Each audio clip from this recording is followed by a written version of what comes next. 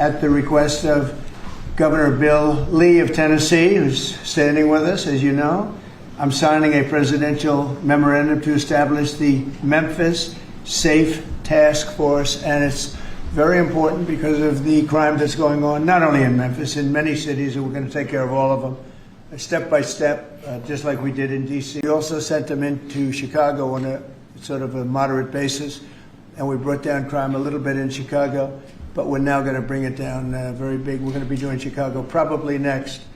I was with a great businessman, a man who is involved in all cities through his business. And I say, who do you think should be next after Memphis? And he said, sir, you've got to save Chicago. We're going to wait a little while. But he said, you got to save Chicago. You can't let it go. And this is a very prominent man that everybody knows in this room. Another man in Memphis was saying, Bill, he was saying, very interesting, he's on the board of FedEx. And his hotel is about a block away. And he said, when I walked there, I said, you know, I don't want to do this again. I never want to do it again. And they won't let me walk there. They take them in armored vehicles. They take the board members of FedEx in armored vehicles like a block away to the hotel. This shouldn't be the United States of America. This team will deploy the full powers of federal law enforcement agencies and enforcement generally to restore public safety and get dangerous career criminals off of our streets. We're going to get them off. In 2024, Memphis had the highest violent crime rate, the highest property crime rate, and the third highest murder rate of any city in the nation. Other than that, they're doing quite well, thank you. A person is 4 times more likely to be murdered in Memphis, Tennessee today than in Mexico City. It's been, and you know Mexico City is not a cakewalk. It's been overrun with carjackings, robberies, shootings, and killings. There were 249 murders, 429 rapes, 5,616 burglaries, and 12,522 violent assaults in just the last little while in 2024 and in pieces of 2025, where it's actually gotten worse until recently when we sent the FBI down to see what the hell is going on. Last month, a vicious thug carjacked an elderly woman parked at the movie theater, dragged her out of the car, and body slammed her into the pavement, where she is still trying to recover. Probably won't be successful.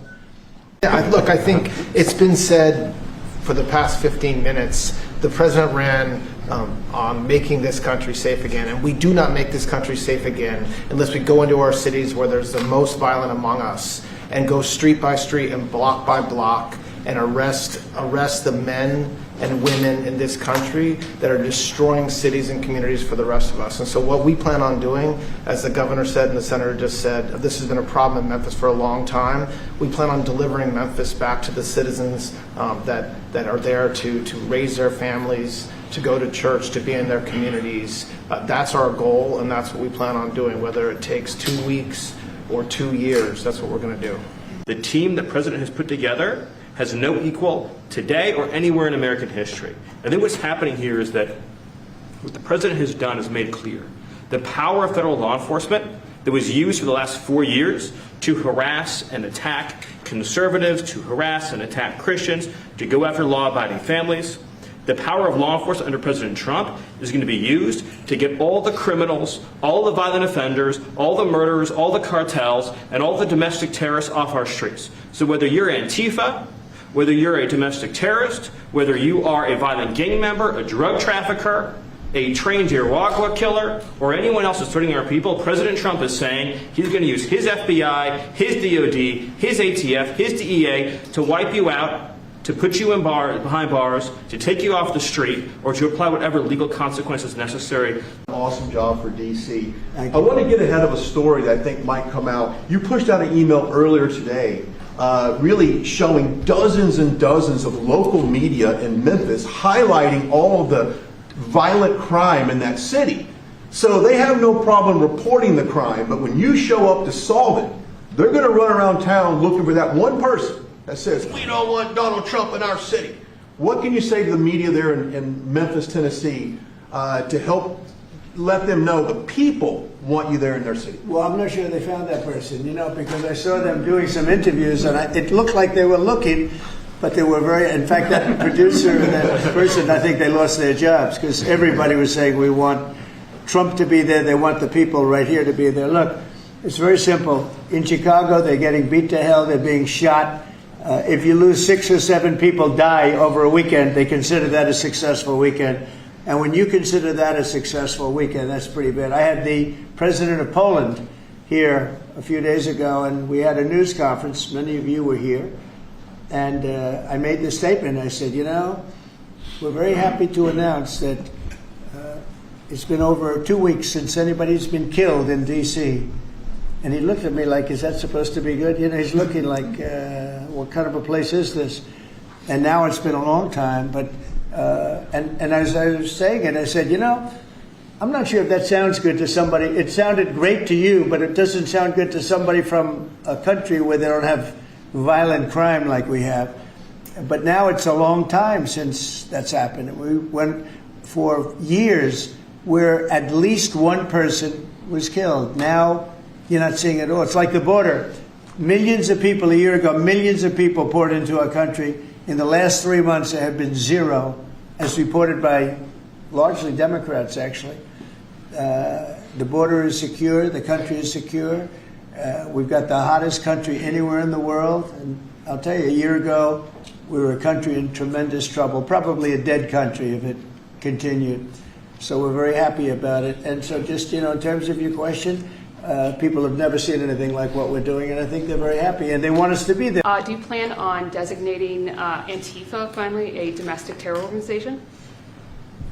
Well, it's something I would do, yeah. If I have support from the people back here, I think we'd start with Pam, I think. But I would, if you give me, I would do that 100%, and others also, by the way. But Antifa is terrible.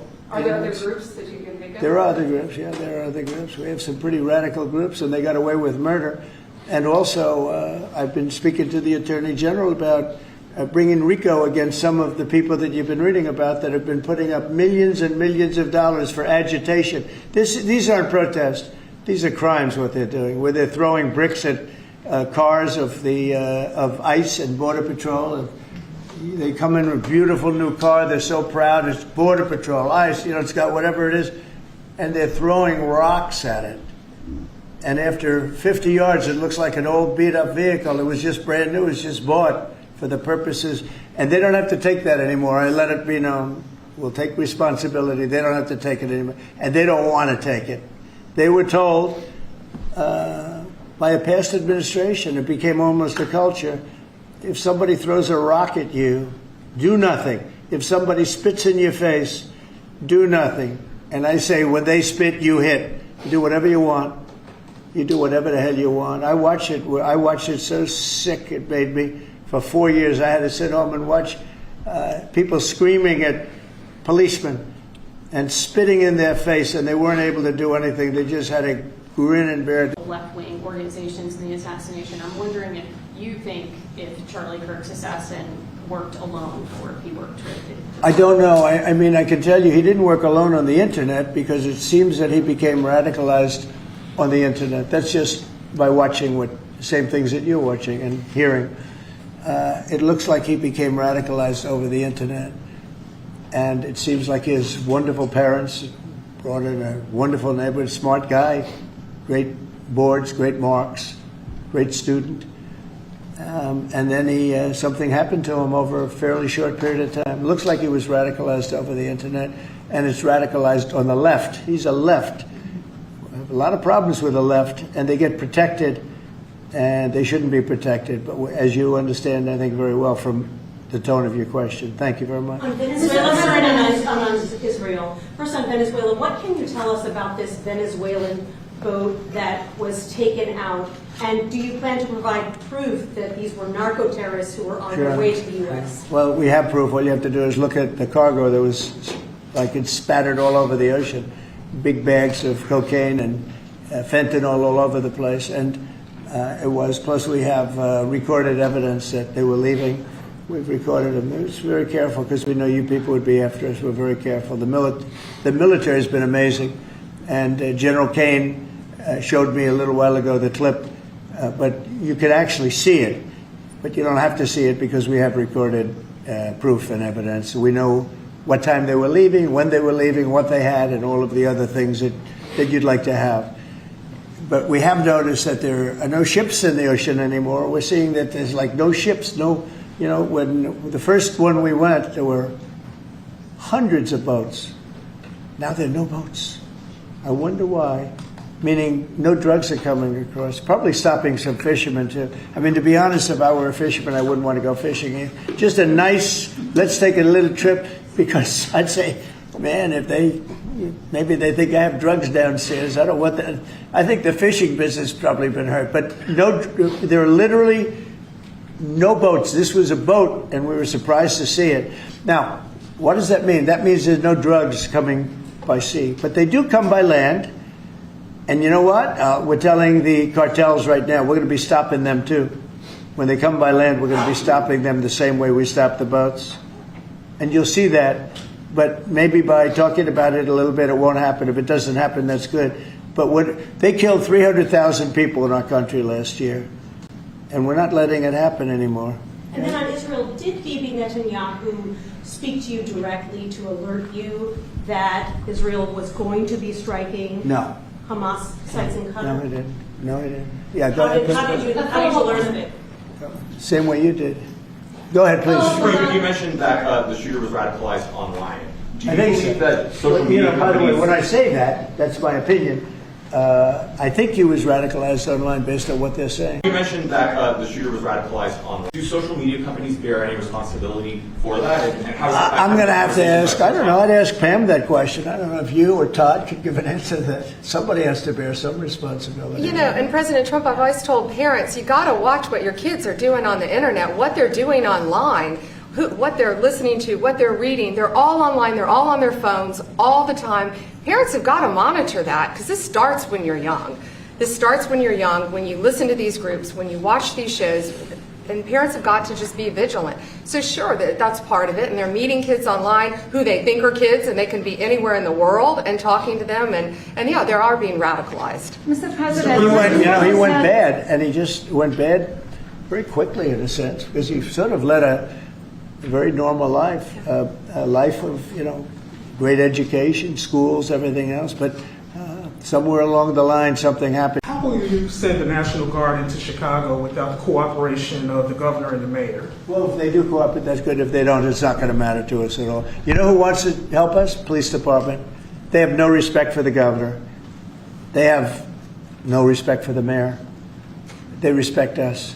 And we found that in Washington. You know, we haven't had total support in Washington from government, as you know, from everybody. I don't want to say the mayor because she was better than most, but we haven't had great, but we have had great support from the Metropolitan Police.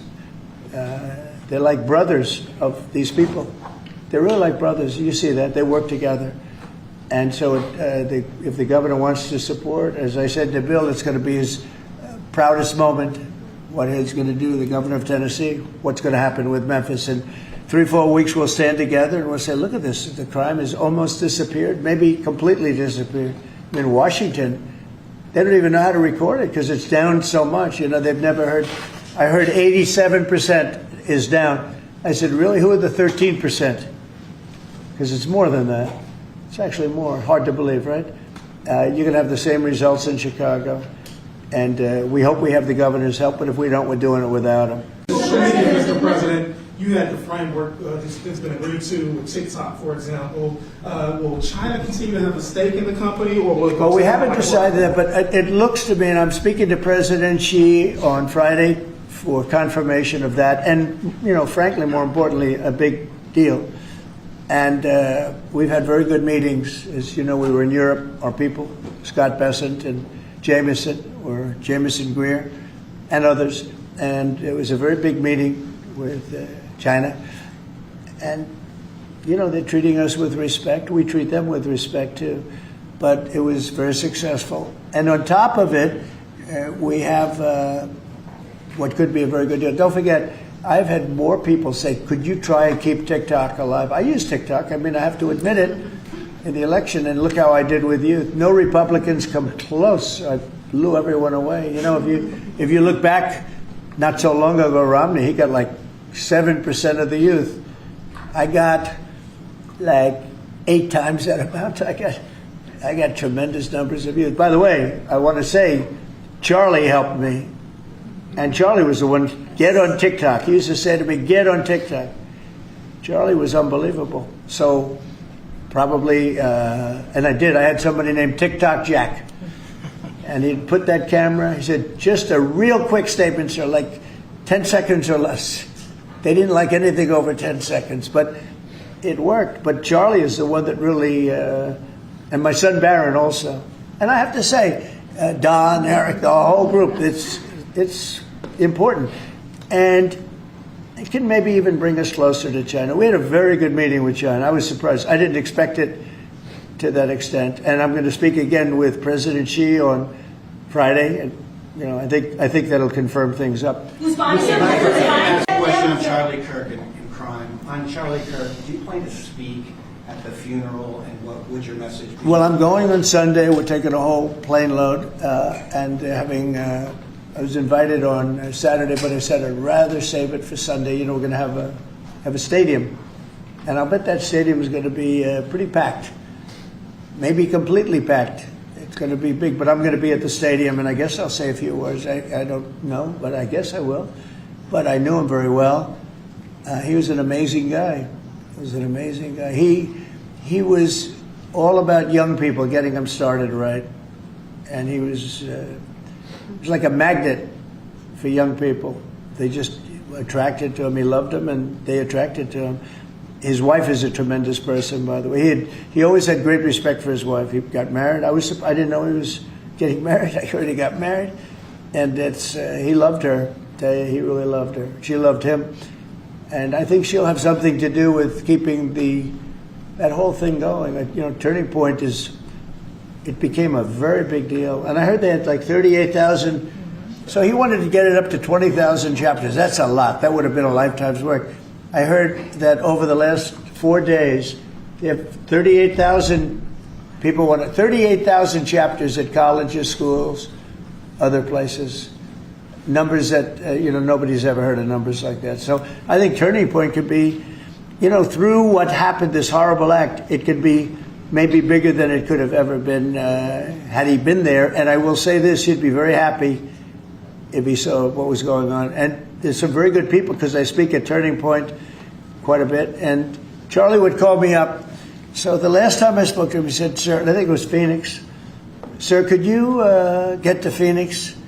This was like in a day. I said, "Charlie, I'm the President of the United States. You're coming, asking me if I could speak tomorrow in Phoenix.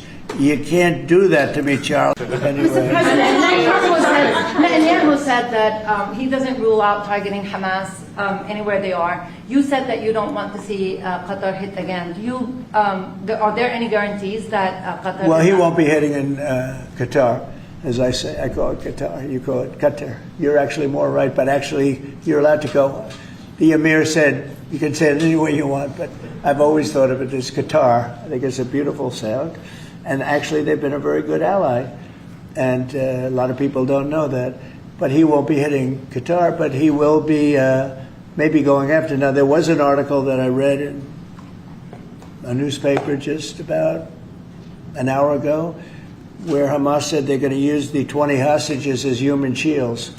They're going to bring them up from the dark tunnels, and they're going to put them in the line of fire so that if Israel goes forward, they're going to die. And I thought that was very terrible, and I put out a statement on that. You saw that. Mr. Charlie Kirk, in retrospect, given all of the moving ways that this White House has paid tribute to Charlie Kirk, right, do you think it would have been fitting to lower the flags to have staff when Melissa Horman, the Minnesota House Speaker, was gunned down by an assassin as well? I'm not familiar. Oh, who? The Minnesota House Speaker, a Democrat, who was assassinated this summer. Well, if the governor had asked me to do that, I would have done that. But the governor of Minnesota didn't ask me. I didn't. I I wouldn't have thought of that, but I would have if somebody had asked me. People make requests for the lowering of the flag, and oftentimes you have to say no because it would be a lot of lowering. The flag would never be up. Had the governor of Minnesota asked me to do that, I would have done that gladly. And given the killing of Melissa Hortman, the attack on Paul Pelosi, the attack on Gabby Giffords, the attack on the Pennsylvania governor's mansion, why make the case that violence is only on one side? It seems to be taking I didn't say it's on one across the- side, but I say the radical left causes tremendous violence, and they seem to do it in a bigger way. But the radical left really is caused a lot of problems for this country. I really think they hate our country. Okay, yeah, please. You were this may be related to the RICO work that you're Right. doing, and I'd like to confirm. And we are really looking at that seriously.